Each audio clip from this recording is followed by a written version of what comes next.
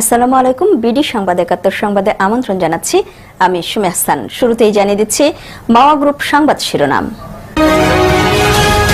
এবারে Asian specialized hospital and diagnostic centre প্রবাসের সংবাদ। জেদ্দা থেকে সহকর্মী রফিক চৌধুরীর তথ্য ভিডিও চিত্রে দেখুন একটি বিশেষ রিপোর্ট। গাউসিয়া কমিটির বাংলাদেশ জেদ্দা শাখার উদ্যোগে জেদ্দার একটি কনভেনশন সেন্টারে জশ্নে জুলুস ও ঈদে মিলাদুন্নবী সাল্লাল্লাহু আলাইহি ওয়াসাল্লাম উদযাপন করা হয়।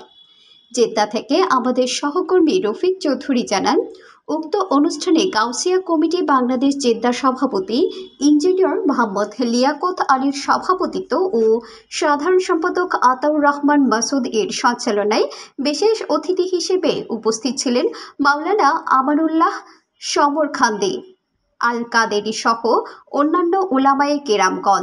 এতে জামিয়া আহমদিয়া সুন্নিয়া আলিয়া মাদ্রাসার প্রাক্তন ছাত্রবৃন্দের উপস্থাপনায় খতমে গাউসিয়া এবং সজরা সুরে পরিবেশন করা হয়। এতে উলামায়ে কেরামগণ গাউসিয়া কমিটি কি এবং এটার লক্ষ্য উদ্দেশ্য কি এবং গাউসিয়া খতমের ফজিলত সম্পর্কে বয়ান করেন।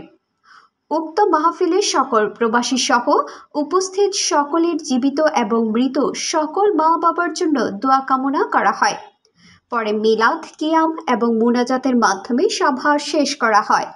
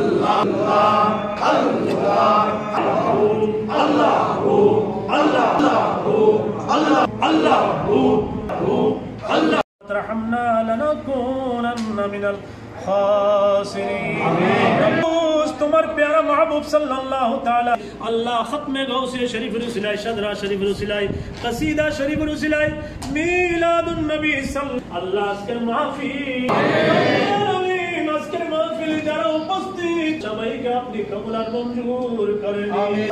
আল্লাহ তুমি আলিমুল গায়ব, তুমি ভালো জানো আল্লাহ। প্রায় 3টার পাশাপাশি আল্লাহ কবি আল্লাহ তুলেছি, তুমি খালি ফেরত দিও না আল্লাহ। আজকের মাহফিলে যত গীবতের গুনাহ হয়েছে, কত ছোট বড় গুনাহ করেছি জানি না, সমস্ত গুনাহ থেকে আল্লাহ গভীর রাতে তওবা করতেছি আল্লাহ। ইলাল্লাহ তাওবাতান নাসুহা। বিডি সংবাদ ৭১-এর প্রবাস সংবাদ এই পর্যন্তই। দেশ ও প্রবাসের নিত্য নতুন খবর পেতে চ্যানেলটি সাবস্ক্রাইব করে সাথেই থাকুন। ধন্যবাদ।